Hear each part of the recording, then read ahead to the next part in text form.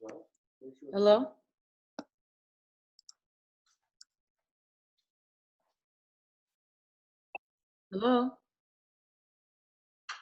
Hello, hello? Hello?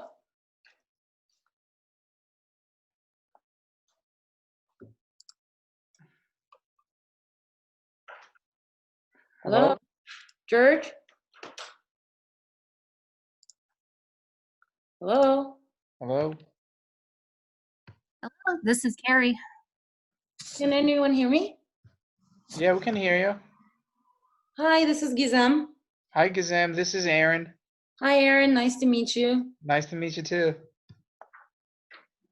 Hi, this is Carrie. Carrie, hi. How are you? I'm good. How about yourself? I'm good, thank you.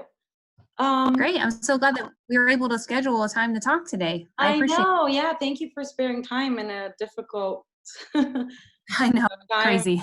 Yeah, globally. Is everyone well? Are you guys safe and sound? Yeah, I mean, my family's doing okay. We're, just working from home, still doing what we can. So considering everything, but we're okay. Hello. Are you guys in the US or no? Oh, yeah. Yep, we're in the US. So half of our team is in the US and the other half is in Albania. Oh, okay. So that's how the connection with George is. Yes. Nice. I'm Turkish myself, so Okay, although I was great. raised here, my heritage goes back there. So That's a good heritage. thank you.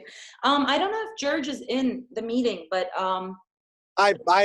I don't know. oh, if you guys are. Okay. Hi, George. Yeah. Hello. Hey. So I just want to, before we start, I just want to make sure everyone can see my screen. Yep. Oh, great. So what I'll do is I'll go through our agency training presentation with you, and in between the slides, I will, ask if you guys have any questions. But please feel free to stop me if you have something in your mind and you think you're going to forget, then, it's on point. Okay. I'll be happy to stop and answer any questions or hear any of your feedback and comment. So, Okay, sounds great. all right, so here we go. So just some quick facts about BAU. We're located in DC, as you both know. We were established in 2014, so we're a fairly new university. We are one of the youngest members of BAU Global Network. And when I say BAU Global, I mean our parent company, with 9 independent universities under this global network. We're obviously one of the new ones, but we keep expanding as a part of this network. And we're all independent universities, meaning we all have our own specialty, our own rules and regulations, the way we admit students, and all that. So the advantages of being a part of this BAU Global Network is that we benefit from their 50+ years of education experience. So although we are newly established here in Washington, DC, our educational network goes way back. So the curriculum and the network of faculty we have, and institutionally wise, we're much more advanced than being a newly established institution. Okay. Just so to give you a background on how we came to this point, who we are. Every university within BAU Global Network has different types of focuses. Here in Washington, DC, at Bay Atlantic University, we focus on business, technology, and politics. Our undergraduate and graduate programs are taught by first-class faculty, whom all come from, from their networks of professions. So they are scholars and practitioners actively still working on their fields. And all these connections that they have to government entities, international organizations, and various private sectors bring the benefit of that network to in class. So the students could actually connect theory to practice with the faculty bringing in their experience from their actual field. And because they're actively working, their professional connections are still very valid to students who are taking their class. We also have some in-house career opportunities that I will talk about in the upcoming slides. But in a nutshell, this is who we are and this is how we stand out. We entitle ourselves as a new generation university, and this is a very new term. So what this means, I will explain through 6 pillars, but basically what it defines is we're not your traditional university where we have huge facilities, huge investments on resources that are not education related, but more facilities related, or, universities that focus on research or traditional educational methods. The reason why we say 6 pillars is because these define our educational method. And just to go over them really quickly, it's central, focused, affordable, connected, global, and dynamic. Central, obviously, being located in downtown DC. All of our degrees have a counterpart in regards to the industry downtown. So our students are exposed to constant internship opportunities, workshops, events, free events, that corporates, world organizations, NGOs, and other institutions constantly hold within the downtown area. Where our degrees are very focused, like I said, those 3 industries that we are focused on are very high demand fields within the DMV area, which is DC metro area. Affordable is our chairman actually believes in high quality education should be accessible to everyone, but we think that return of investment is real and it plays an important part on education because the rising of tuition costs. We actually have a campaign called Debt Free DC. So we're trying to fight the raising debt and the loans that these students are getting. And, it's very hard for them to find jobs, let alone find jobs that could pay their student loans that they've worked so hard on, completing. So we know how students care about their return of investment. So we made our education much affordable than other traditional universities. And I will go into some price breakdowns in further slides. Connected, well, this is for the communities and the embassies and the business partners that we have, that we've been surrounded ourselves with throughout these years. Another great thing that we're doing, and hopefully this will be ready soon, is called BAU Works.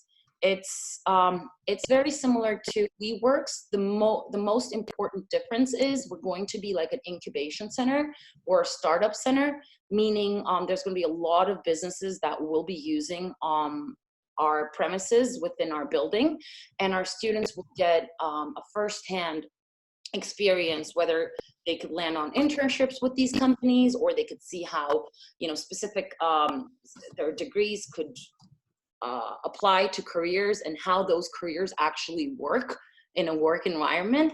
So it's going to be a great opportunity for them to be exposed to these incubation centers and these small startups once we get that project going. And it's very soon, I can assure you that. And once we find out the launch date, I will make sure to let you guys know and share a few feedbacks of our students that have been exposed to the program.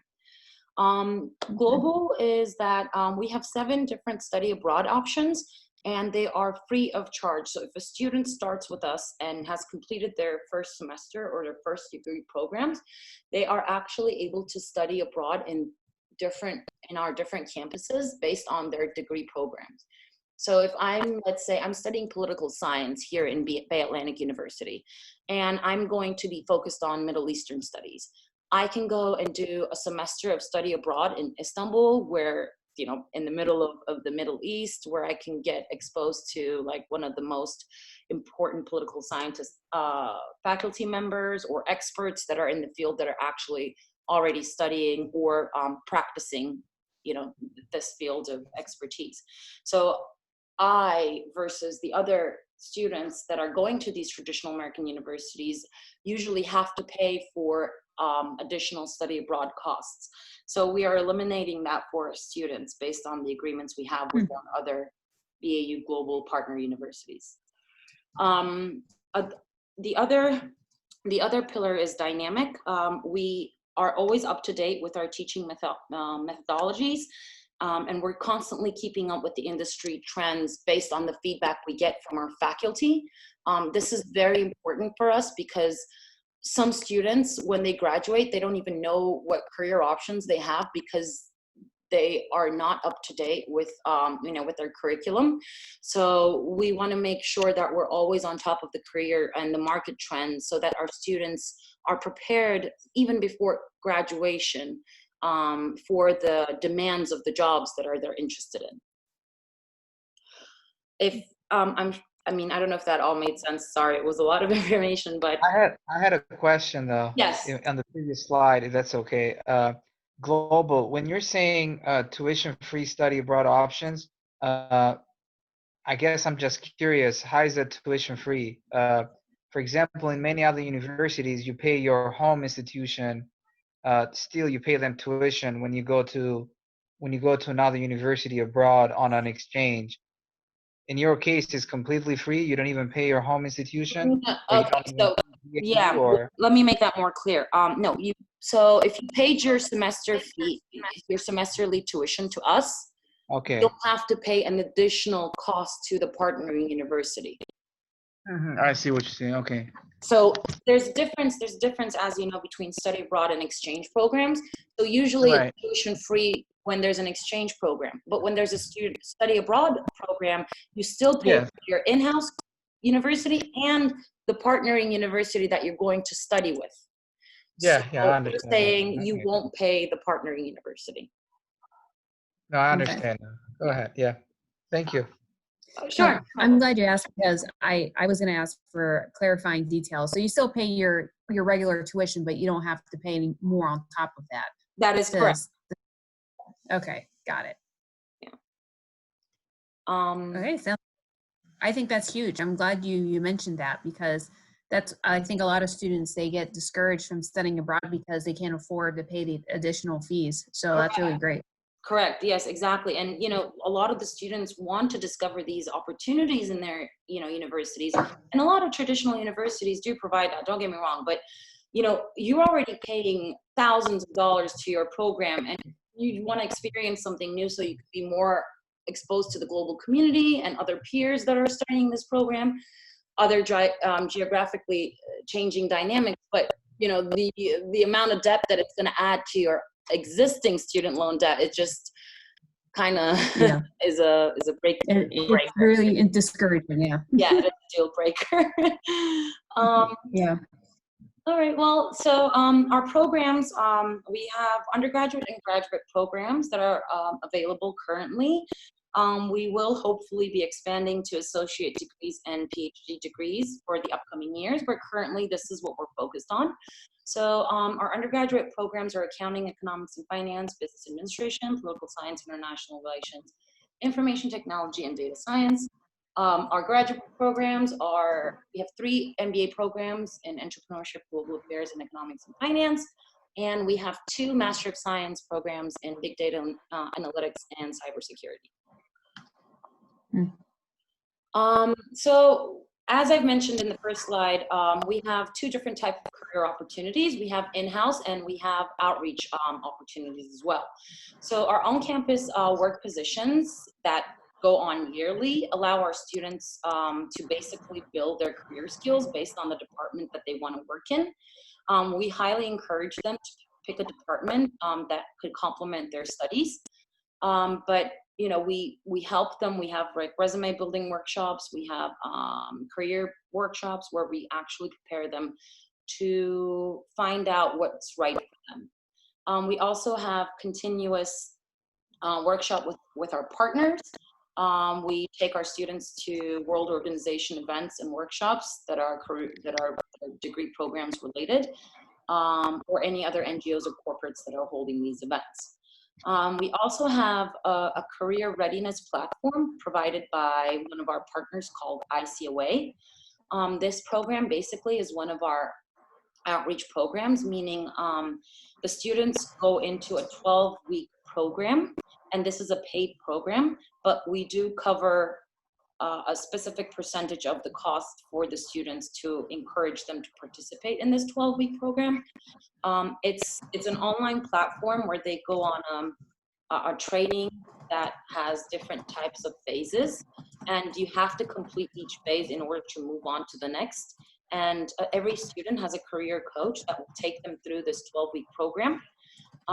If they do complete every phase with a succession rate, then they will have 100% internship or job placement upon graduation.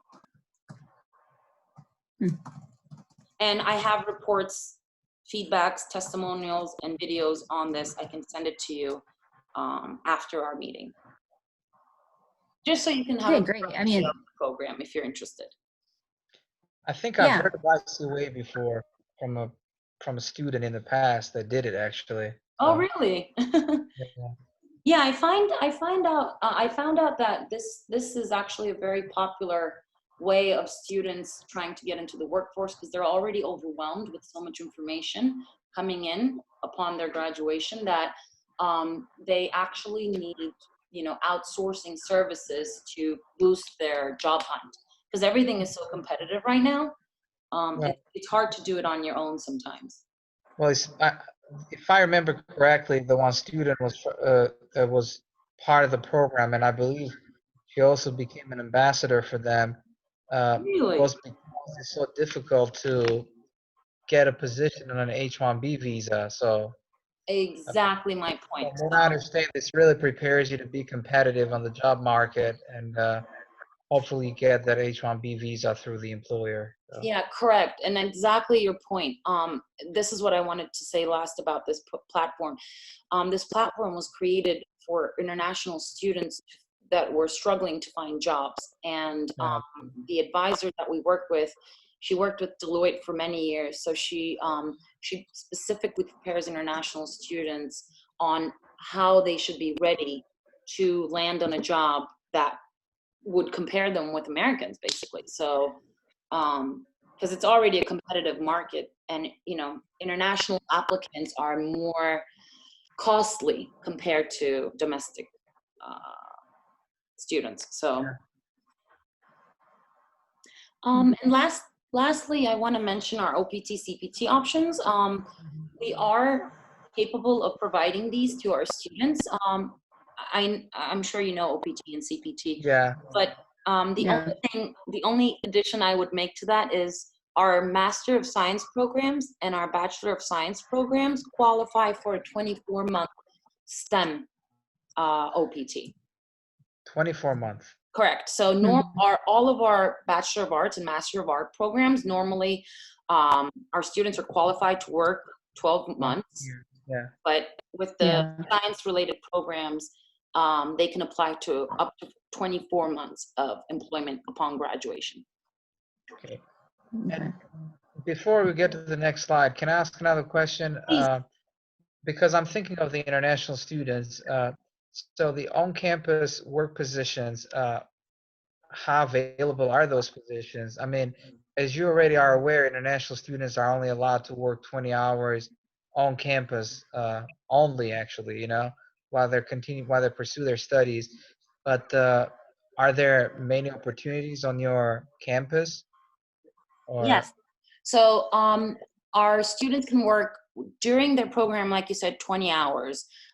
If they're on summer break, they can work full-time, or if they complete their program, they can work full-time. So we have available options on campus with different departments. We've hired previously for marketing. We've hired previously for our policy institute.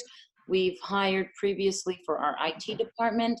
So our students have opportunities, on-campus job opportunities that directly relate to their degrees. Okay. Yeah. So, and I'm happy to share our on-campus employees' testimonials as well, so you could have a better idea of what they got out of the program.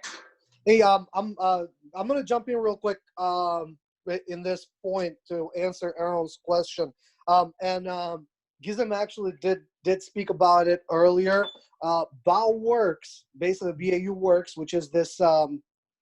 Think of it as I wouldn't just call it a startup hub. Think of it as literally kind of call it WeWork, but with the power of the university behind it. So there's in the same building where we are, there's going to be a bunch of different companies. And I was in an earlier meeting actually today discussing what that's going to look like. So we're going to bring in different types of companies that are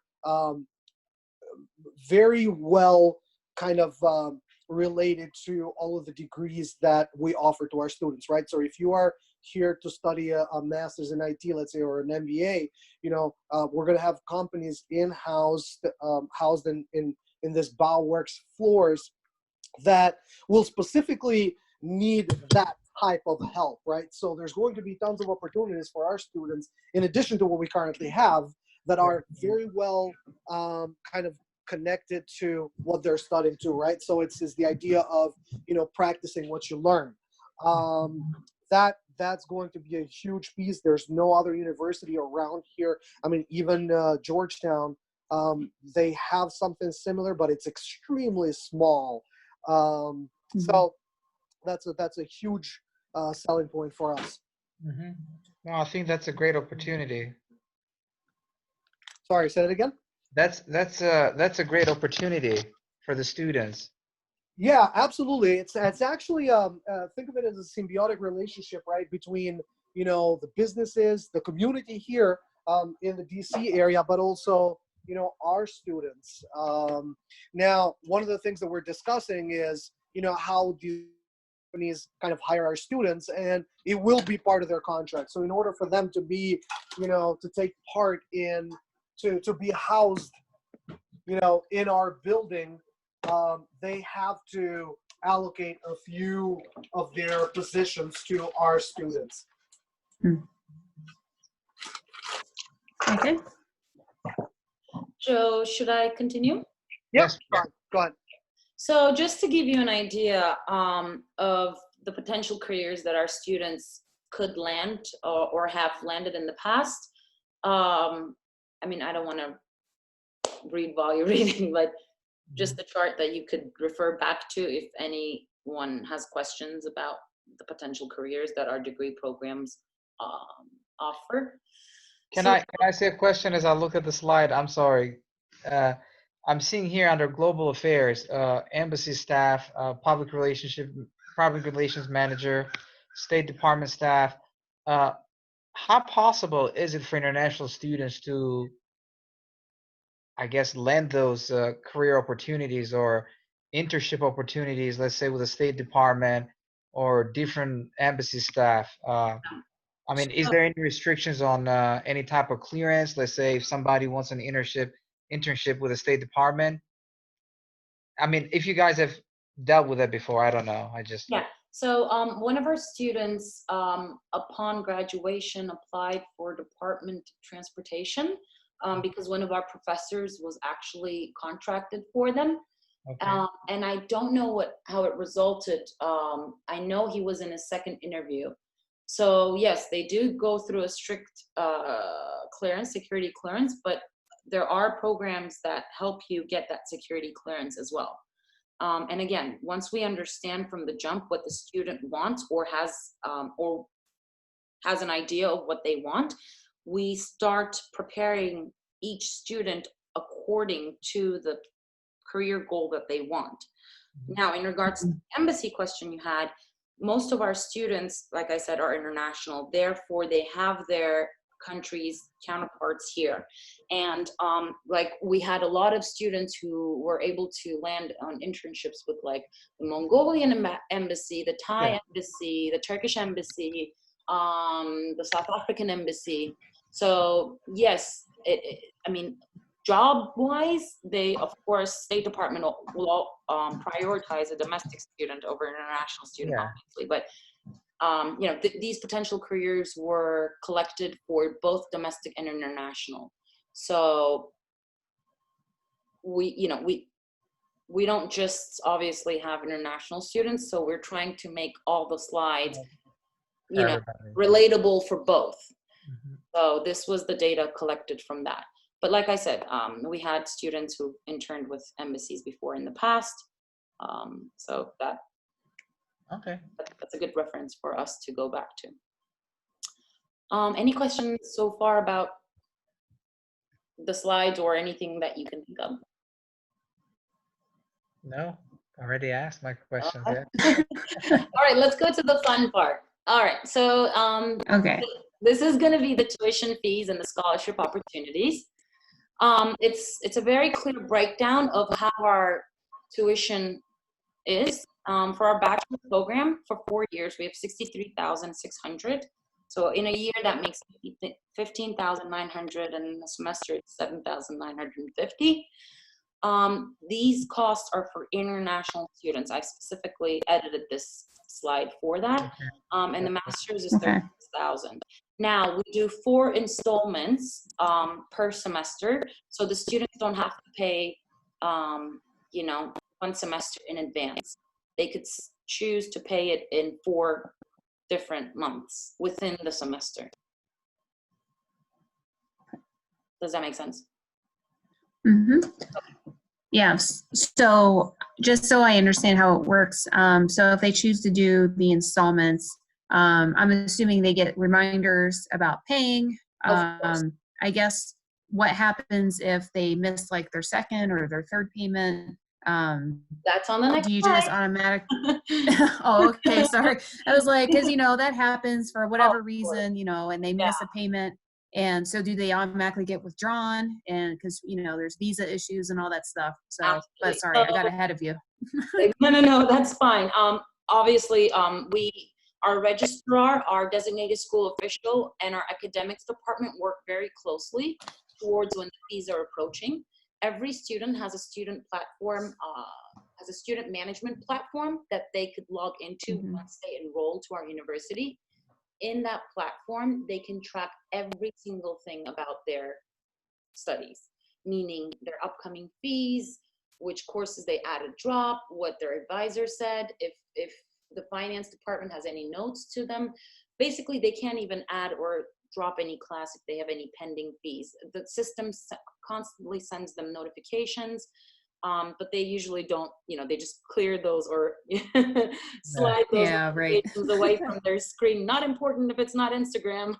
So our registrar literally hunts our students down every pay period, either by email, by phone, until we reach them, so that they don't fall into those cracks of what you said, because they're international students, they can't withdraw from classes, they can't miss any attendance that is related to their payments. So in the next slide, we have the fees. So if there's a late payment fee, as you can see, for every late payment fee, they will pay $25. And if they have a late registration fee for any semester, they have to pay $75.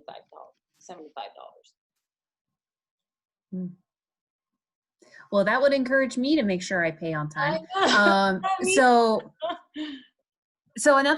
if a student, and this might be a case-by-case basis, so if a student's, like, I want to make my payment, but I just need like a couple more days, like, can they notify somebody that it's coming, but they may not be able to meet the deadline? So could they work, I guess, essentially, could they work with somebody if they were in a situation like that?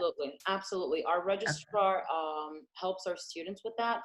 Most of our international students receive their money from their country. So sometimes the wire doesn't come on time, the parent happens to be late. There's a lot of possibilities that could happen and that we have faced in the past. So we're very much experienced in this issue, and we are happily accommodating our students that are in difficult situations like this. But if it's just, if we know the student, and if the student has, a continuous record of missing payments, then we do have to take it. Yeah, that's understandable. Okay.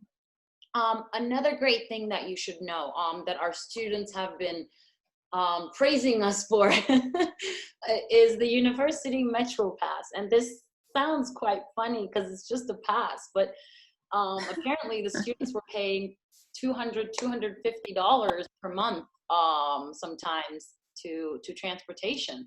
But this is for full-time students only, and it's for 4 months. It covers 4 months, unlimited transportation passes, whether it's metro, bus, or any public transportation, and they only pay $115 for 4 months in total.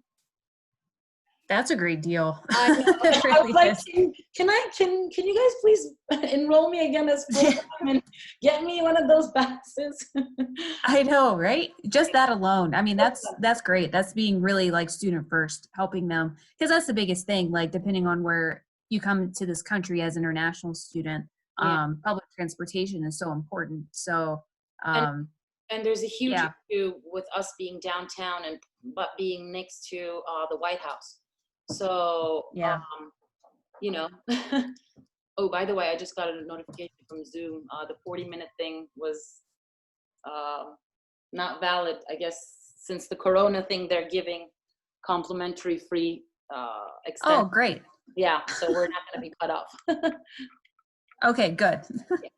But yeah, so the students, because being downtown, the students all have cars here because they live like in Virginia or in Maryland. So it's very hard for them to come with their cars and find parking. And parking is really expensive in DC. So because we're right next to the metro station, it's very convenient for them to have this pass, or bus stop as well. And I also provided like an average 1 month or 1 year housing and food, so that they can have an idea of what the expenses are like in the DMV area. And this is just an average. I mean, obviously it could change up to the person. Yeah. Okay. All right. So the scholarships, the goodies. We have several different types of scholarship opportunities. I'll talk about 2 of the main ones that apply to our international students majoritively. Merit-based scholarships is the first one that I'm going to talk about. So as you can see, there are scores based on the standardized test scores and the scholarship amounts that we grant. These are obviously not guaranteed. It is the scholarship amount up to. So they could receive the scholarship amounts if they qualify for these test scores. All students are eligible, obviously, if they submit their score to us. And, you know, they just have to go through our online application process, just like any other student would go through. And our code is, you know, available for BAU there. And yeah, that's how the scholarship committee gets together, evaluates the students' test scores and the remaining of their you know, application documents, and we notify the students of the scholarship amount that was granted. A question. Let's say a student achieves a 1300 on their SAT. Somebody who is studying undergrad. Where it says here scholarship amount, is it a scholarship for just tuition? Correct. Okay, just tuition. The room and board, there isn't a scholarship for those. Correct, yes. Okay.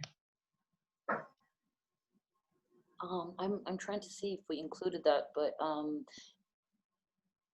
yeah, no, we just wrote scores above do not guarantee scholarship, but I could add that to the note saying only covers tuition. That's a good feedback. Yeah, that gives an idea, because obviously when a parent or a student is looking into this, they should know that they would be responsible for paying. Sure, yeah, we verbalize that, but I'll put it in writing, no problem. I'll gladly do that. Or at least for us to know when we're communicating, you know, so. Yeah, thank you for the feedback. It's very on point. And I'm sorry. So going over the scholarships reminded me, this might be a silly question, but are there different assistantships that are available at the institution? Absolutely. So the next slide, we'll talk about that. Oh my gosh, I just keep getting ahead of you. I know. Sorry. You're always one slide ahead. Right. I should have double thought before sending that agent's handbook to you. But anyway, So we also have private scholarships, and when I say private scholarships, it's a fund that we have been receiving from the UCEL family. This family has established BAU Global, and we get this funding from them, but we decided to use it for tuition scholarships. So the range is anywhere, up to 50%. And again, all students can apply. They just have to follow the online application process, but also answer the additional essay questions. So they will title the essay as the scholarship they're applying to, their name, last name, and the degree that they're applying to, and answering one of the essay questions.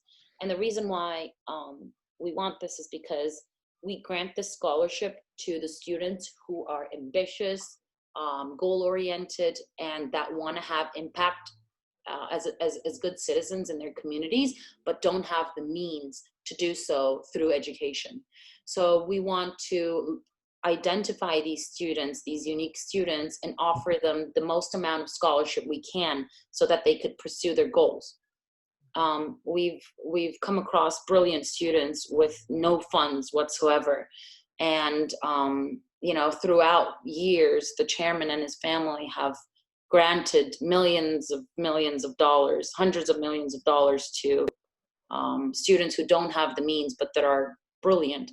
So this is a scholarship dedicated for that. And that's why the essay questions are so comprehensive of the concepts of global citizenship, impacting their communities, and what difference they can make in the world.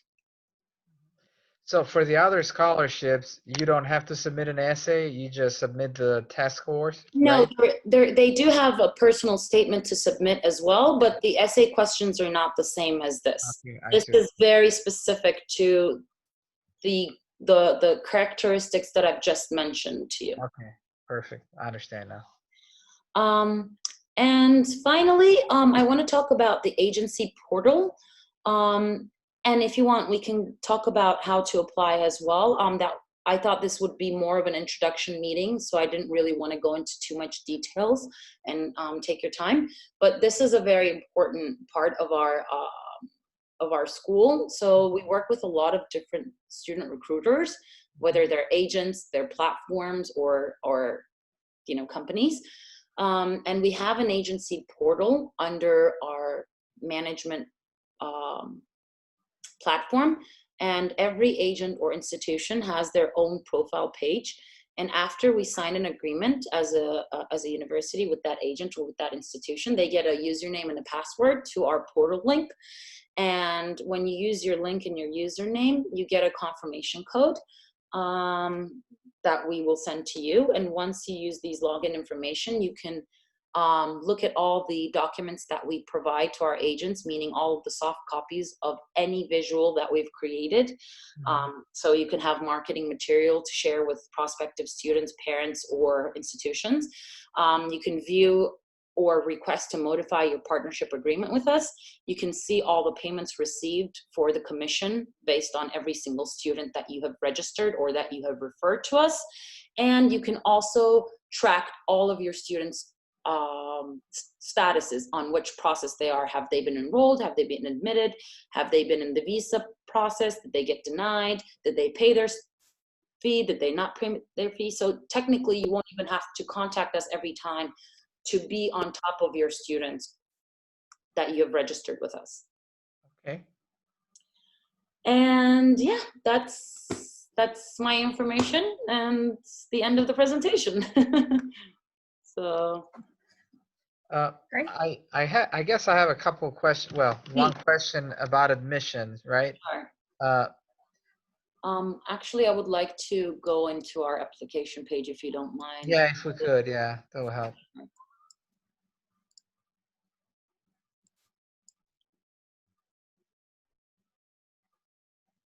Let's just do undergraduate for now. Actually, I want to go into apply now so we can have both. All right. So yes, this is our admissions process. So do you want me to quickly talk about it, or would you like to ask your question first? I mean, you can talk about it, but I guess my question was, some universities, when it comes to international students, and I'm not saying all of them are like this, but a lot of them don't require any SAT scores. The only reason why they would need the SAT scores would be for scholarships, to consider them for scholarship. But in terms of a student getting admitted, all they would ask for is TOEFL or IELTS and their transcripts. How That is does it work with BAU? Is it still the case, or? That is correct. We have an open admissions policy. That means we do not require standardized test scores as a requirement for admissions. We highly encourage students to do so as these scores strengthen their scholarship opportunities, but it is not a necessity. The only necessity for international students is the language proficiency document. And a good thing to know about that, and I will talk about it, of course, in the admissions process, but if they have in their own country attended their undergraduate degrees or previous degree, and the language of instruction was fully in English, and they can prove that to us with an official document, they do not have to provide an English standardized test score. That makes sense. Yeah. Now, in terms of your scholarships, if an international student submits their transcript and they have a a decent GPA above a 3.5, would they still be considered for the scholarships, or would they have to submit their SATs? So what I'm saying is, the SAT a must for scholarships, or is preferable and you get the higher amount? It's not a must to be considered for a scholarship. I have seen cases that the students received up to 40% scholarship without the SAT, just because their GPA was very solid, their essay was very promising, they had great recommendation letters that strengthened the case of the student's application. So a lot of our supplement documents that we want from the students build their case of showing us how ambitious they are in regards to the degree that they want to study in. And we have a scholarship committee that gets together and looks over every single document that can affect the scholarship amount. But the SAT does not weigh in on decreasing or increasing. Well, no, the SAT doesn't affect decreasing the scholarship amount, but absolutely, I would say, increases the chance of getting maybe like a 5 or 10% more of a scholarship. Okay. And again, this is just the pattern that I've seen in the past. It's a case by case, depending on each student. No, I understand. Well, thank you. Sorry, maybe you were gonna cover it. I just jumped to it. So. No, please. I mean, it's when you go to apply now at our website, this is the online application form that you see, and I'm just going to go over it very quickly. So these are the requirements for undergraduate programs. It's basically the same up to the essay part. Just the only difference is for graduate program, we want your transcripts of your undergraduate program, and they have to be evaluated by one of the accepted members of our accreditation bodies, meaning they need to do a course-by-course evaluation for their transcript of their undergraduate degrees through one of the members that are listed within these websites. Mhm. And we That was going to be one of my questions. So because I know some institutions do their own credential evaluation, and then some others say you have to submit it to this organization. Correct. And there's usually fees along with that, just so we can let our students know in advance. Sure. If there's fees associated with that. Absolutely. So we are accredited through ACICS, and these are the two evaluating companies that they work with that are listed under these members. But we do provide the service to the students as well. We have a batch agreement with one of the companies that is under NICES, and we do it for the students. So if the student sends us their original transcript, we can actually do it for them in a cheaper, timely manner. Okay, so they'll be with the NACES. Okay. Correct. We work under their members. There's a company called ECE. I believe the abbreviation was Education Credential Evaluators.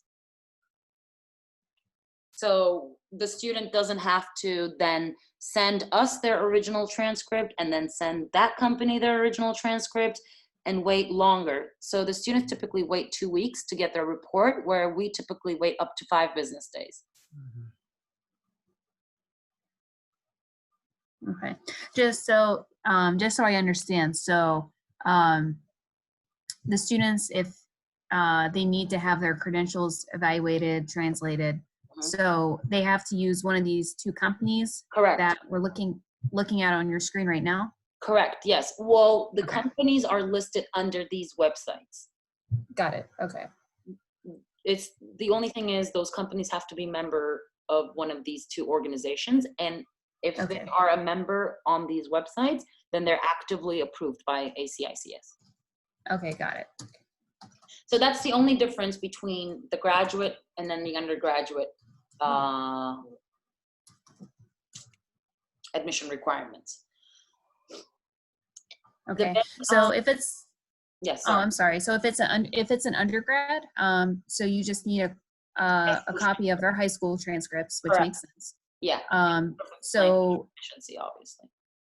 okay, so they're translated into English. So do you do kind of then you do the credential evaluation on your own with high school transcripts? We're not required to evaluate high school transcripts, only undergraduate transcripts. Okay. And the only reason why we have to evaluate the undergraduate transcripts is to make sure that they are US equivalent to 120 credits. That's the only Got it, reason. okay.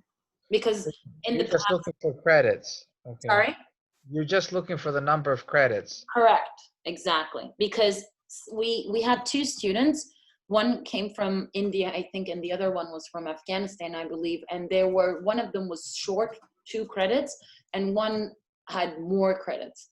So we had to adjust their credit intake accordingly. And this is for the undergrads, correct? Correct, yeah. So like our Indian student, for example, she had 118 credits, correct? So we had to give her 1 extra class so that she could, she could have had more than 120 credits. Therefore, we could evaluate her that way. So they need at least 120 so they can be admitted for a master's program. Am I following this correct, or am I wrong? So it's a bit tricky, and the reason why I say tricky, it's because it's a case by case. So the academics department, once the evaluation comes to them, they see if it's equivalent to 120 or not. If it's not, then we tell the student, once you arrive to BAU and you start taking classes, you have to take that 1 extra credit to complete. So we almost conditionally accept those students. They get conditional Got admission. it. Yeah. But for the high school students, you just need their transcripts translated, and that's it. That's it. Okay. And for the high school students, as you know, most of them will be they'll be finishing. Well, they'll probably start applying right before their senior year. So they will only have transcripts up to their junior year in high school. So does the admission work just like for any U.S. student? Exactly. We get the transcripts for the 11th graders. We still make an admission decision tentatively, and once we conditionally accept them and we receive their graduation transcripts, we let the students know, because they could apply for like an 80% scholarship, and during their junior year, and if they did really bad in their senior year, we don't send them a scholarship letter until we receive their final grades. So if they're applying for scholarship, that's an important factor to remember. So they'll need to wait until they finish high school and submit the final transcripts before they find out their scholarship. Correct, yes, but we will admit them regardless. Okay, yeah, I understand that, yeah. And these are the test scores for our requirement, for our placement language proficiencies. And the BAU placement test, that's probably taken on if they're in a Mentora college or something? Yes, correct. It's only available on campus. Okay, it's an institutional test, yeah. And so this is where the student basically, if I'm a student, I'm going to go through the same exact process. So once I click OK for the terms of application, I'm going to fill in my personal information, my student information, program of choices, educational information, other, and documents. So just to go through with you really quickly, you know, you fill out all these things, all the information, and then you just click next until you upload your documents. I won't be able to come there, obviously, since I haven't filled it out. But this is the part where you upload all your documents to us, and you can always go back and, you know, edit your application, because we're going to give the students the username and the PIN to log back into their system. This is where they enter their, you know, student information, what program they want to study, their previous educational information, and any additional information that they need to add if they have dependents, if they request any financial assistance, etc. And yeah, once they submit their application, it automatically comes to one of our admission advisors. And once the admission advisor is assigned, we immediately communicate with the student and try to complete their admission process as timely as possible. And is there an application fee? Not currently, but we have spoken about it, and I'm sure George will speak more on that, but we do want to have one. Just yeah, so there will be. Yes. There will be an application fee. And do you know what now here's I think how you can play with it. You know, the thing is, if your students show their bank account, maybe we can do something with the application fee. Okay. Okay, so you're like, hey, if you submit a bank statement, then we'll maybe eliminate the application fee or something like that. We can waive it. Okay. Okay. Gizem, any thoughts on that one? Yeah, the reason, I mean, we received so many applications, and we're so happy about it, but the amount of applications we receive, sometimes some of them are not as serious as the others, and we use a lot of time trying to identify who's more serious than the others in order to prioritize applications, so they're processed as quickly as possible. So we thought if we could have an admissions fee, then we could see the students that take this seriously. Yeah, it's more like you want to see them being invested. Exactly. Like, okay, I can see that this student wants answers right now, and I'm going to prioritize that student versus a student that have been talking to me for 2 months and that haven't even been submitting their bank statement. Yeah, and I think, and I'm not trying to, I guess, you know, teach you your job or anything, or anybody for that matter, but just thinking and brainstorming with you, another way could be, this is the application fee, you pay it up front. When you register, you can get that reimbursed, you know? Oh, that's a great strategy, actually. That could be another idea to make sure that they're invested, and if they don't come to your university, they still pay the 150 or whatever the fee is. The 150 is too high. I'm just making that up. But at least you got their attention, and you didn't waste your time. Yeah. Wait, sorry. Can you repeat the first part again, please? Sorry. So what I'm saying, you can establish an application fee, and you make a disclaimer that this is refundable when you register and start attending classes at BAU. In the case you don't register or you don't come to BAU, then you forfeit this reimbursement. Yeah, okay, makes sense. So this way you make sure that your time hasn't been wasted, but also somebody who applies, they know upfront and they'll be serious, and if anything, Yeah, absolutely. I think that, I don't know, I'm just brainstorming, No, it makes honestly. sense. No, It that's just great seems we're feedback. talking It makes right total now. sense. I mean, what we had in mind was we were going to deduct it from their career fee. Because if they have been admitted, they paid the fees, they're basically expecting their I-20s from us, which is, the document that allows them to go to the Yeah, I know what it is. Yeah. So this is another way of doing it, and thank God our VP is on the meeting, so he can make an executive decision on the dot. But I really understand what you're saying, that sometimes you're just wasting your time and efforts on students that Yeah. they're not serious. They're just Yeah. exploring this. Right, they're just applying to 12 other universities. And then it doesn't cost them anything, so they're not as committed. So, Exactly. Yeah. well, that makes sense. But yeah, that's us in a nutshell. I hope that was informative, not boring. I Yeah. hope.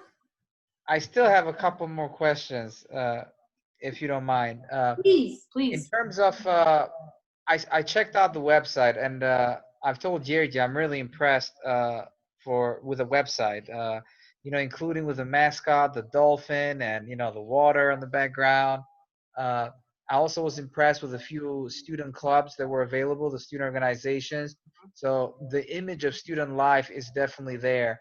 But my question is about students that, and I'm talking about international students that probably need a place to sleep and live. I saw there was an agreement with some apartment complex on the website. Is that apartment complex near your building, or is it far away or walking distance? Or Yeah, so I'd I like to guess know more this, about it because that's what parents ask about. absolutely. No, absolutely. I guess this was my I missed it. I should have added it to the slide. My apologies. No, Island Condos is actually my baby. I helped build it and I designed it. wow, Island Condos. I like it. I like the logo. Yeah. So that's why when you said housing, it immediately all the light bulbs went off. So we do have a student housing that's 20 minutes away from our school. There is metro and bus available from our student housing to our campus, and we have a university shuttle that has 3 different schedules a day for our students to use. The shuttle directly goes from the student housing to the campus and to the campus to the student housing. Again, it's 3 times a day, and it will be included in their student housing. Just to give you a few examples of the room types, we have type A, B, quadruple, and island suite. They are 2, 3, and 4 bedroom shared rooms. They all, in every floor, they have their kitchenettes, their bathrooms, their washer and dryers. And you will see that it's very luxurious. I don't know if you've ever seen any American university dorms, but it's a bit more I'm very fancier. familiar. Yeah, it's a bit more Yeah. fancier than your average university dorm. But all the rooms have their own closets, their washer and dryers, their clean sheets. We have weekly cleaning services, 24-hour security, free Wi-Fi, and it's just very suitable for our students that are international to be a part of the Island Condos community, because there's a lot of students there. Our capacity is about 185, so there's a lot of students that choose this option as a part of their experience. And basically, you can reserve from this tool right here to see what the availabilities are, or you can directly contact our Island Condos personnel from info@islandcondosusa.com. It also talks about like the neighborhoods that it's in. It's right by the Catholic University of America, so there's a lot of like cafes, bookstores, restaurants. They could use the Catholic University of America's facilities as well. We've partnered with them in the past where our students use their basketball courts, their library, all the facilities that we can't give as a city university. So And the 20 minutes away, that's 20 minute by driving car drive. by Okay. car. Yeah, it's walking wise. I mean, some of our students are very like active, so they ride bikes or they run sometimes, but those are just like our very athletic students. We don't really encourage it to Yeah. our students who are not into physical activities. It's a long route to walk. I would say it's about a 50-minute walk. Okay. Yeah. And so Island Condos, so is this owned by you guys or you're contracted with them? No, we own it. Oh, you own it. So this is your this is your housing. Correct. Okay. And is there anything like RAs or anything like that, or programming or community assistance? I'm sorry, I missed the question. Do you guys have resident assistants or community assistants, students that help develop community? Oh, absolutely, yeah. So both in our dorms and on our campus, we have student representatives, student relations representatives, and this staff of ours basically help our students connect with the community, whether it be community service, volunteering services, anything that relates to their interest of voluntary services. We try to encourage them to, we take them to voluntary services, or if there's anything that's around campus, we announce it on campus. In regards to our student housing, when new students arrive, we have the orientation. We talk about all the neighborhoods, all the community activities that they could participate in, or even the student clubs. We had student clubs where it focused on social activities, but also there were very social conscious students who actually built like voluntary clubs that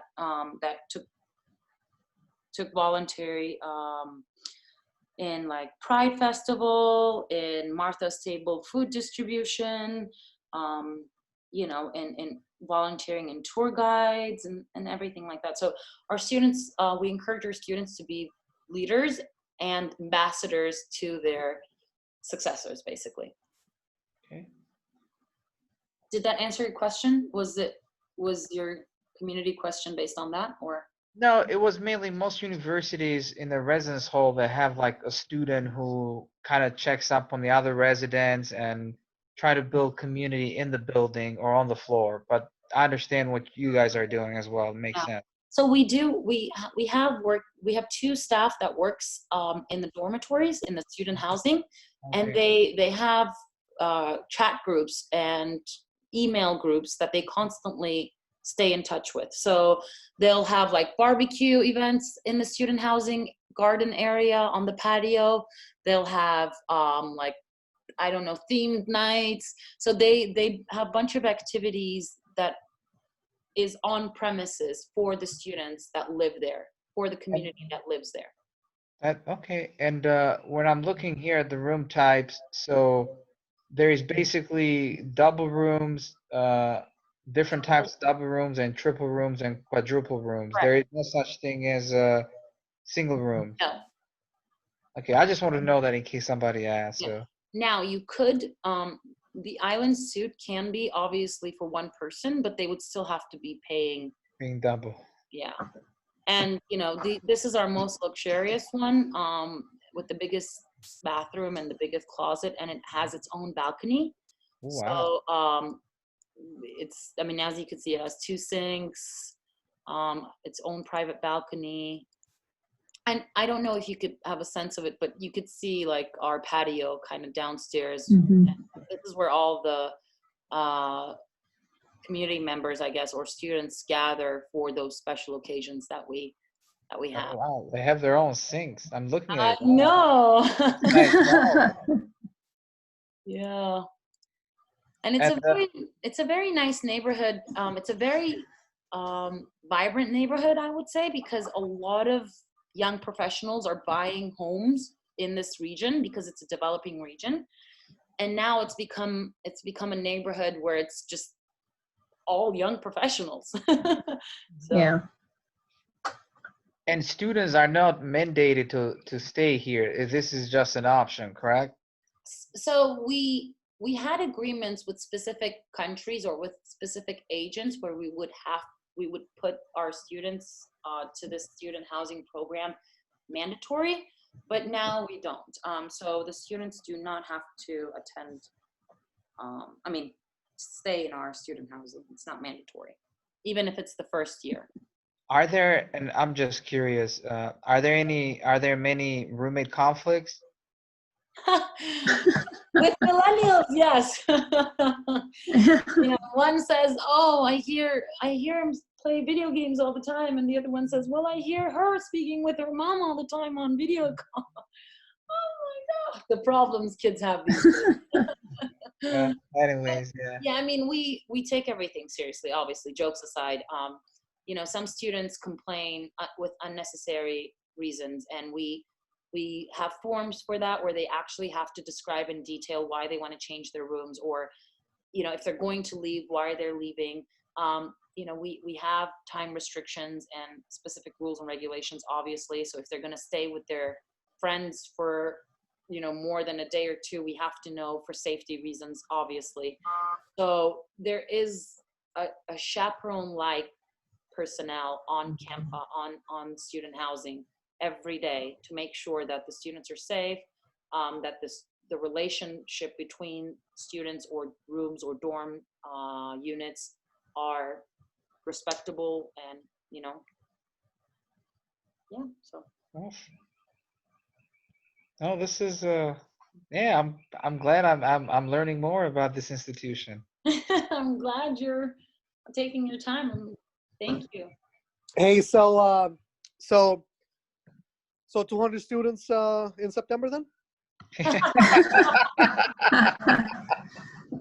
Huh? Well, Are we committing right now? Well, you're kind of getting to my point. I was going to ask to kind of, I wanted to ask about timelines. So do you have an application? What's your application deadlines for international students and for this upcoming year, as well as for the next cycle? Sure. We only have two Okay. application deadlines, one for December 1st and one for August 1st.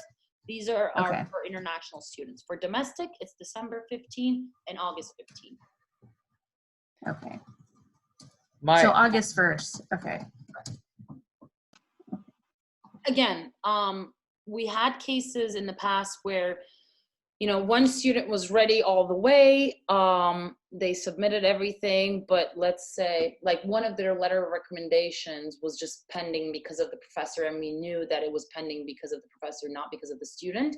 Yeah. We will admit them before the deadline, and they could still submit that one remaining document after the deadline. Okay. But again, this Okay. is a case by case. We can't guarantee that they will be admitted. Sure. Okay. But we are flexible with some documents. And Manitoba College, where is it located? Is it in the same building? It or? is in the same building. Another thing that I haven't mentioned, I think, conditional acceptance.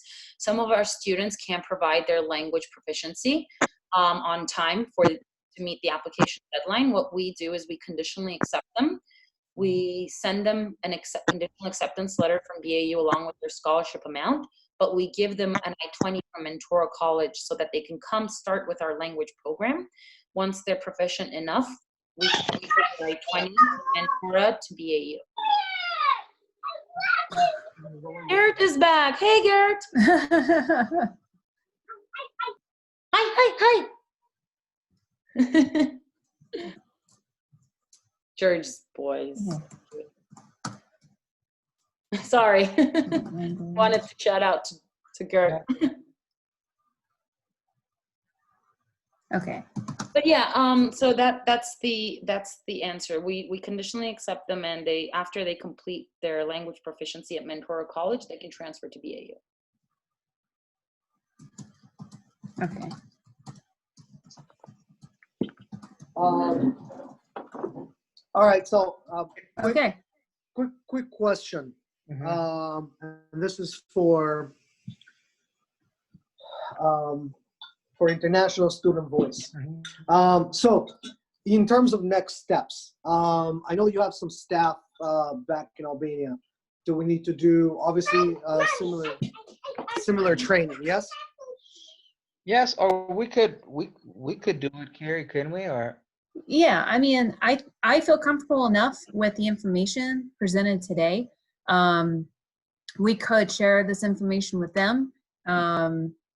So, but if we have any questions or anything, we can reach back out. But I think, we can share this with them. Got it. I think that would be fine. Okay.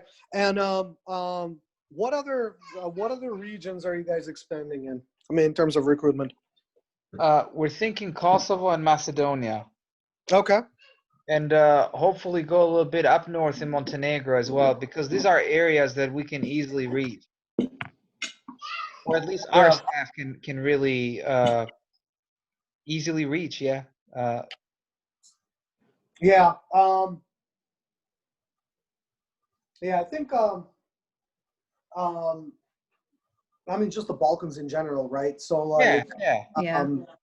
I mean, even I'm thinking like Romania, Bulgaria, even Serbia, Well, things like that. Yeah. If you guys, I don't know, I know what your plan is, but so I don't want to kind of repeat the same thing over and over and over. And I think you guys are already sold, so I don't have to sell something that's already sold. But when you think of the ability to come to the U.S. and not just go to a university, but go to a global university, and have Yeah. the opportunity to be, anywhere from Istanbul to Hong Kong to Toronto, Canada, and still be in the same system. It's a huge advantage, right? And the other thing that's coming online, BioWorks. I mean, both Gizem and I cannot stress enough how important this is going to be, not just from a perspective of, hey, can I get a job on campus, but obviously from the perspective of OPT and CPT, because it will be relevant work experience, and and who knows, maybe one of those companies may want to hire you, right? Yeah. When you're done training here. So I think the advantage is there. It's just a matter of kind of spreading the word and just letting everybody know that we're here, and this is the right place to be. One other thing that I think it's really, really important. I mean, we did talk about the fact, and Gizem did a really good job at talking about the fact that yes, we are new here in DC, but there is a 40, 50-year legacy of education, from Turkey to around the world, right? That this institution has been able to provide. We've kind of talked a little bit internally in terms of how do we push that out. So how do we spread the word that hey, there's a huge educational legacy here, and global legacy. So one of the things that I was actually, and I had spoken to Gizem about this as well, but I also spoke to the president a couple of days ago about, is to push for a global campaign where we kind of show the faces of people that have graduated from the BAU system and are now in very high positions in their respective companies, or whether it is their countries, right? I mean, if you think about it, and Gizem can throw a better number than I can, but just in Turkey alone, right, there are, Gizem, correct me if I'm wrong, but like 1,600, no, or like 5,000 international students? Oh, yeah. 5,000 international students, correct. Yeah, and I was talking to a couple of them from various countries in Africa, talking to me about, how well known this university is in their countries as well, So, there's in this time of kind of global growth and global economic growth, I think we're the best positioned, to benefit from it by offering, by being connected, being global, and also being affordable. Yeah, I think affordability, it's well, for every student it's important and for every family. Uh, but I agree with you. How do we convey the message that we are not a baby university or an infant? We are actually an institution with that has 50 years of experience. I mean, here is, and yeah, go ahead. Sorry, did I interrupt somebody? No, I was just going to say, I actually have a document shortly describing how we are a part of BAU Global and what BAU Global is in numbers. It's a very simple document, very to the point, and I can send you that so it's easier for you to explain. And I'm going to add something else here. The way I see this with most international students, obviously the US is the land of opportunities. That's how people see it. So most international students would welcome the opportunities to continue to work in the US, live here, and make a family. Some of them would want to go back home and contribute back to their communities and serve their countries. But I think what we need to try and really emphasize is the opportunities for H-1B visas in the nonprofit sector. Sorry, I don't know if the mic is on. That's, and I don't know. I mean, Gizem, if you have any other, if you have any other ideas, definitely jump in. That's really hard for us to talk about or quantify, for a couple of reasons. So, as well as I do, that September 11 has changed basically everything, right? And the government is going after, any university that's basically a visa hub or a diploma mill. So it's really hard for us to kind of push a message of, hey, come here because you'll get an H-1B visa. And again, that's not what I'm saying. So sorry. Go ahead. No, what I'm saying, DC is pretty much the hub for nonprofit organizations. So I can see somebody that comes in and even working for different political campaigns or other nonprofit organizations. So the majors that are mentioned in here, I can see more opportunities in DC than anywhere else outside in the US. Oh, I see. Yeah, Absolutely. The H-1B visa, there is pretty much a lottery now.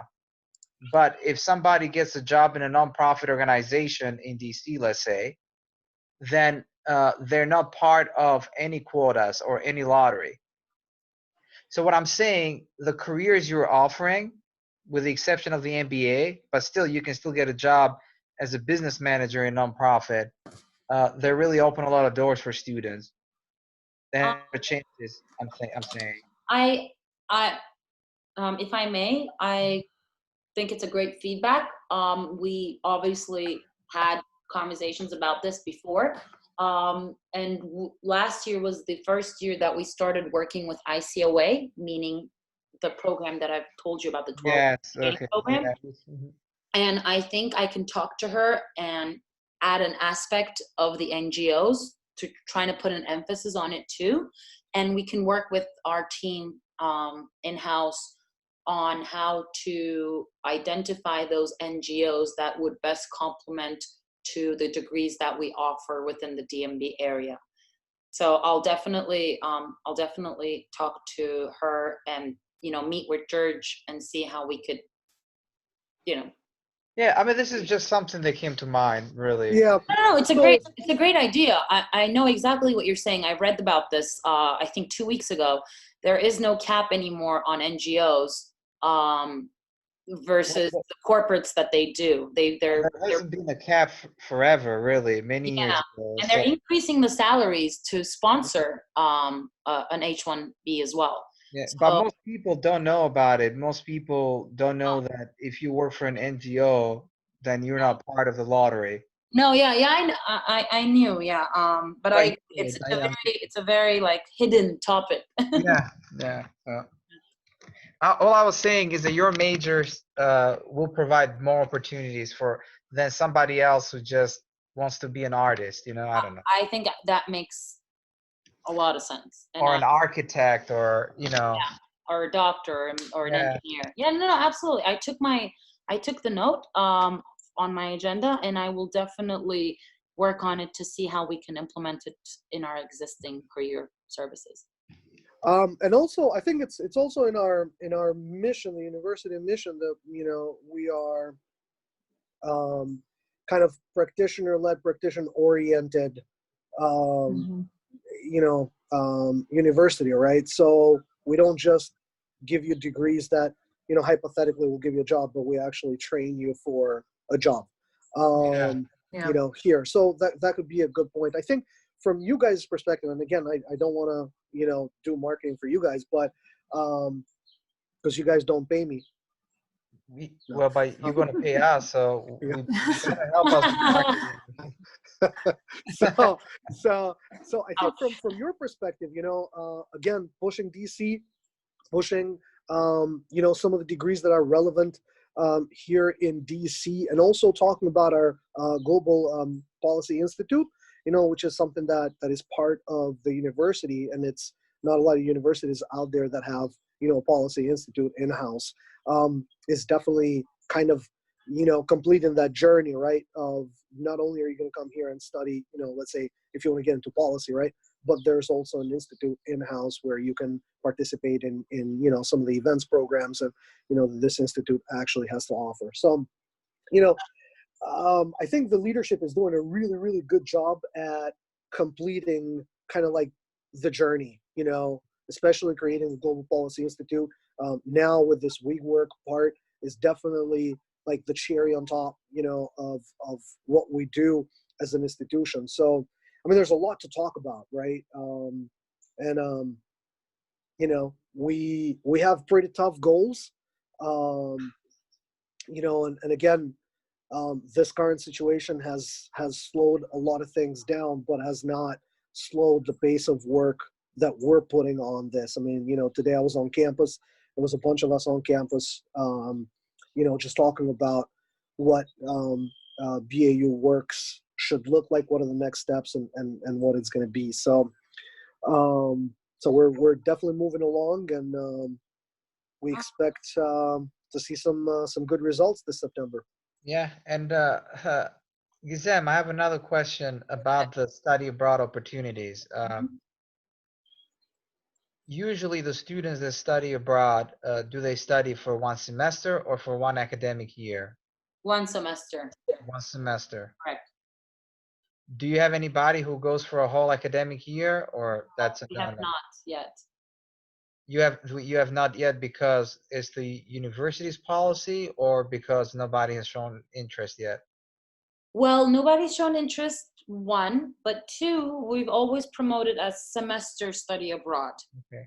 We don't encourage students to take more than 18 credits on study abroad programs. Okay. Cool, because I think another point of sale that we want to capitalize on would be the study abroad opportunities. Yeah, so I actually, before I let you both, well, all three of you go, I have a survey that I send to our agents at the end of our training. Mhm. It's just going to be like a few questions on how we can improve our presentation. So if you can please write just quick notes to that survey for me and for our institution, it would be very beneficial, not just for our documentation process purposes, but also for improvement purposes as well. I think the training was fine, really. I mean, we just happen to have a lot of questions, but Yeah, I need it on a document as well. It's very yeah, easy, yes, and we'll you do really it. don't. It won't take more of your more than 10 minutes of your time. Okay, great. I do have just one last logistical question for the online portal. So will you be sending us like one username and password that we'll all use to log in, or? Yes, every single okay. company has one username and login. Okay, got it. Okay, because I Would just you want to make sure we haven't received that yet, just so we get it. So we're very eager to get started. So I just want to make sure. I'll send you the agreement. Once you sign and send it back to me, I will immediately create a username and password to you. Didn't you already sign an agreement, Carrie? Yeah, I thought, yeah, I signed it and I already sent it in. To me? Oh, maybe it was the other person Yeah, I never got that it. I sent it to. If you just Okay. forward that to me, I'll immediately put it in the system and send you a link and username. Okay, perfect. But I'm really excited about this. I like new Oh, me things. too. I like new projects. Yeah. So then you must love our new generation university model. I love the concept. Yeah, What struck we were you just, the most, if I may ask? What is that? What struck you the most, if I may ask? Uh, The most memorable slide or point. I really like the university without walls. Oh, yeah, right. Yeah. What I liked about it is because in different campuses are like their own communities. They're like in a bubble. Right. And I like the idea. I mean, it really resonated with me when it says, a university without walls. Yeah. Because what else I like about this, that you're in the city, Yeah. but yet you can still be part of a little community. Absolutely. I mean, and we talk further about this in other presentations and in our website as well. But when I talk to students, I tell them straight up. I'm like, look, if you want to go from campus to campus, talk to professors, like play volleyball on the patio, go to the gym or participate in a university team, we are not right for you. But if you are, if you're goal oriented, if you want to be connected to the community, if you're community oriented, goal oriented, career oriented, and if you want to be a part of this global network, then we're the right fit for you. Because I don't want any student to have the expectation of that traditional big American campus, where what you see in the movies, and then they come and it doesn't meet their expectations. Yeah, but the movies are exaggerated, though, right? Oh, absolutely. I mean, I've been to so many universities. I've been to Stanford, I've been to MIT, I've been to Harvard, Yale, Brown, NYU. The best one that I think it was NYU, because I was still like in the community, but I was almost like working while I was, downtown. Because from walking from one campus to another, you're already exposed to like at least 2 to 3 different businesses that you need to engage with. So I think being a city university is extremely important if you are, self-driven, career-oriented, and you actually want to make an impact in your community. And I also like that there aren't a lot of majors. Yeah. I mean, because I see a lot of universities, they have all kinds of made up majors. yeah, right. And I do feel that with the current majors in this program, I feel confident, and I feel like I'm providing a service and really providing opportunities for the new generation Yeah. that will be successful at an affordable cost. Correct. Exactly. But I had a question about, you mentioned what did you call it, the American Catholic University? That is close to your residence halls? Correct. They're very close to our student housing, like a 7-minute walk, I would say. And most of our students that are staying in our student housing have partaken in a social, athletic, or intellectual activity on their campus. Perfect. Yeah, so like they're very, because they know us and we've partnered with them in the past, they're very nice about this. So for our very athletic students that they need to burn their energy, we send them to their to their fields, their endless fields of land. And you said they're also allowed to use their library, right? Yes, they do. They can access their library as well. But our online library is so comprehensive that not one student has asked our librarian to help them log into the Catholic University's portal. Yeah, I think it's good that your building is close to the Catholic University. Uh, Yeah. it could also, I mean, I'm not sure what the MOU looks like with them, but obviously there could be more room for more collaborations with them. Oh, absolutely. Yeah, yeah, yeah. For Absolutely. those students who want to get that somewhat of college experience, Yeah. Yeah, exactly. or because what I've learned over the years, students have international students, the one thing that really hinders their experience is they don't find a sense of belonging in a community. Absolutely. I mean, when I first came to this country, I was an international student too.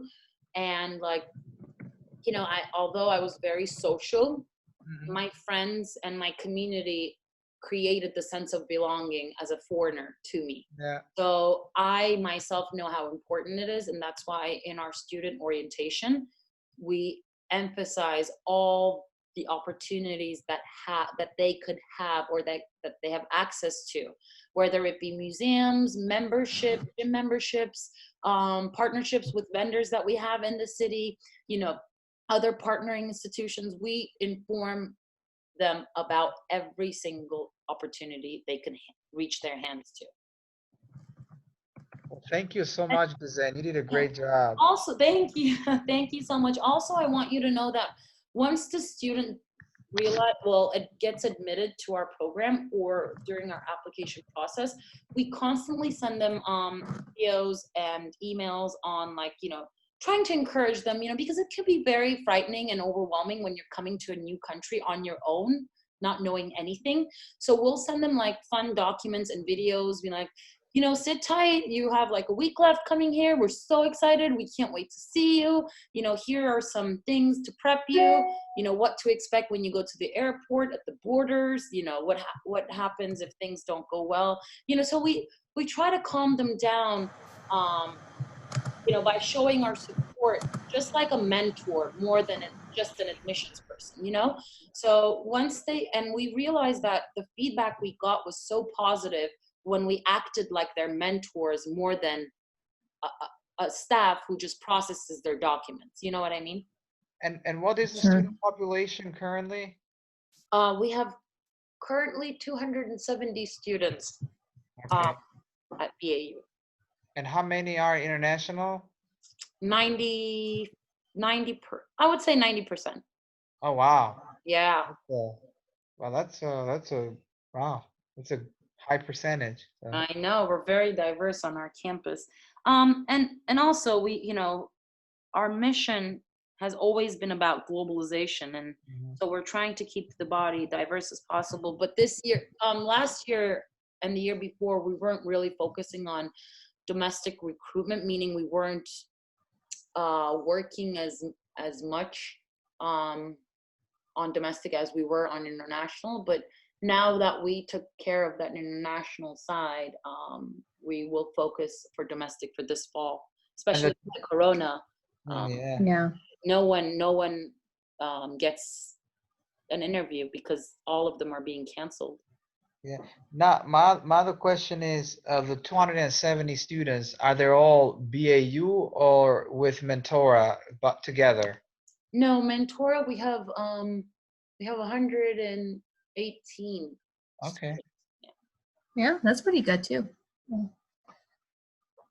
So yeah, I just sent you the 2 signed agreements. There was a previous gentleman that I was communicating with. Correct. So I sent you those Yeah. 2, and then oh my gosh, my logo came out really big in your email. Oh, right. Does it always Screen. does it always look like that? Maybe I need to. Yeah, it does look this way. Yeah. Oh my gosh. Okay, maybe I need to look at the size of it. Jeez. Yeah. Okay. And then Let me George get had. for you real quickly. Get info. Where is it? Where is it? Where is it? Where is it? Oh my gosh, that's like boom, international student voice in your face. So I can I can resize that. Yeah. Jeez. It's huge. I can't. That's okay. That's okay. I can figure it out. And then George says his phone died, so that's why he's no longer on the call. Yeah. He had emailed us. Anyway. Anyway, so you have them. Yeah. And I'll fix my logo. I'm going to now, add And, them to the platform, and we'll take it from there. and when the students, I guess when they apply, obviously our staff, mainly in Albania, will help them out with their application. Mhm. What have you seen most agents do? Because sometimes, there's been creation of a specific email for the application, or what do you see agents usually do in these cases? In the case of an email contact, Yeah, do they, because some other universities that we work with, they would say, well, you can create an email that you can use for the student. well, we have templates Okay. in HubSpot that we use. We don't communicate with students through our email. It's all automated. They go through a sequence once the lead comes in, meaning if they have submitted any application form, we will immediately contact them with a sequence of emails. Within Okay. these emails, they will have all the information they need. You will be, of course, we will put the letter templates or email templates to your agency platform as well. So Okay. you can feel free to use them as well. Okay. And when we refer a student, we'll just let you know, or do we just go on the platform and let you know that this is our student? Exactly. Please encourage your students when they're filling out the application form, when they click on the agency, they have to write down your company's name. Okay. Now I have another thing, Gizem, and probably Jerry, I'm not sure if he knows this or not, but we also get inquiries because we also have this pretty much this media outlet, the International Student Voice magazine. So we get inquiries daily from different international students from around the world. Mhm. So for those guys, I need to figure out a way how we can enter their names. Because now what I'm thinking, we're gonna try and promote BAU heavily. Okay. You'll probably get people not just from Albania or Kosovo or Montenegro or Macedonia Mhm. or Serbia, but I also see people from around the world applying. Mhm. So Um, something to think about. I so don't know. your question to me is, can we add the inquiries into the platform or what? Yeah, I guess that'll be my question. Yeah. Yeah, so we can't add students as an inquiry. The lead it only comes to our platform once they fill out our application form. Application. Okay. So if you want Okay. them to be viewed under your platform, you have to tell them that they have to at least submit the online application form. It's okay if all their documents are not complete, but then at least you can track how many students you have gotten to fill out the application form, and then you can just follow up with your students through the platform. Okay. Okay. Well, I'm looking forward to seeing the platform then. Yeah, I'm looking forward to setting up and sending it to you guys. Okay. Just give me a day or two, because I'm so behind with everything, because everything is done virtually now. I'm Mhm. just a little behind, but just give me a day or two and I will make sure you guys have it. And if you have any problems, we can set up a meeting again to get more familiarized with the platform. One last question. One last question. Yes. Sorry, I have too many questions. Would you be able to ship some of your promotional materials to Absolutely. Albania? Yeah. Because I think that would be very helpful for our staff there. And we didn't talk much about Mentora College today, but I can also see an opportunity there for students who want to learn English. Oh, absolutely. I have another presentation for Mentor if you guys want to schedule another day. Yeah, I think we Yeah, should that would be do that great. as well, because I'm thinking, I'm not sure what programs are with Mentora, but even if for short-term programs like summer programs, come in and improve your English or something like that. Mhm. Uh, I know, or even just one semester. I mean, obviously, we want people to come and learn English, but I want to see what the options are available with Mentora. Oh, let me make this very clear. Our biggest well, our quickest way of recruiting students is transferring students from Mentora to BAU. Yeah. We have a Yeah. lot of students who come here to learn English, and once they do, they're like, okay, I love this country. I am sustaining my life. I have to find a way to stay, right? And they can't study English for the rest of their lives. Yeah. So we visit the Mentora classes once every 3 months, and only the classes that are advanced. And we talk about the scholarship opportunities that they could have. So if you're a Mentora student, you automatically get institutional partnership scholarship. And with 50% tuition scholarship, you transfer from Mentora to BAU. Oh, So wow. yeah, exactly. So like I said, we have 7 different scholarship opportunities, and I didn't talk about all of them since we were focusing just on BAU. Yeah, But yeah. during the Mentora presentation, I can talk about the other possible opportunities as well. Well, this is what we're gonna do. We're gonna start training our staff in Albania. Can you send us your presentation so we can just go with that? Absolutely, yeah. And I will add the student housing and application admission process to that slide. Yes, please. Yes, Okay.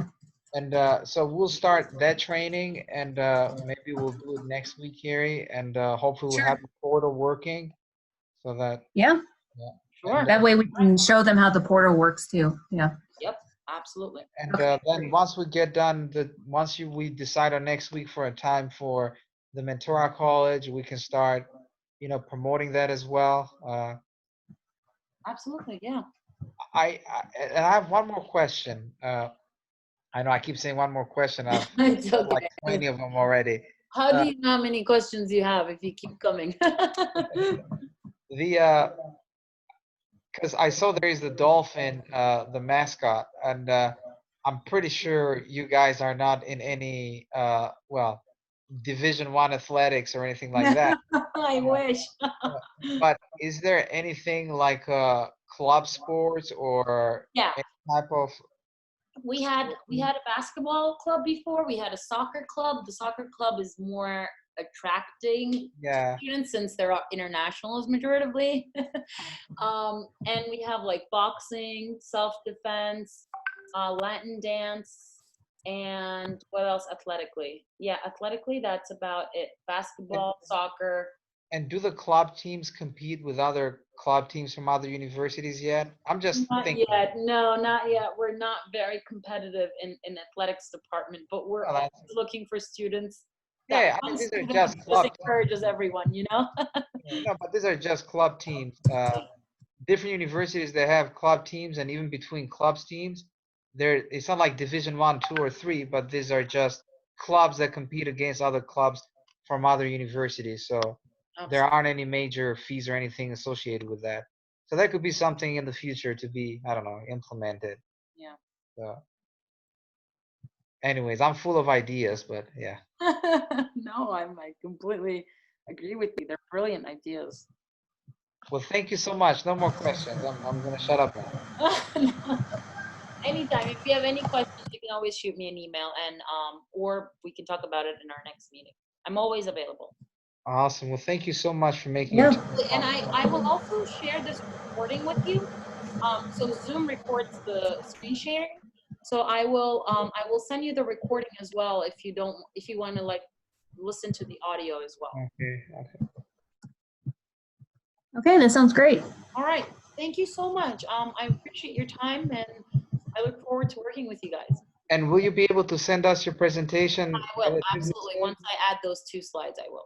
Okay, because I'm thinking about scheduling something for this Friday with the team in Albania, because I'm going to seeing send you the presentation today for sure. okay, so because I want to keep them, excited, and we gotta move forward, Of course. I Yeah. completely agree. Well, thank you so much. No, thank you for your time. I appreciate it. And I look forward to speaking to you guys again. All right, sounds great. Thank you so much. All right. Bye-bye. Bye.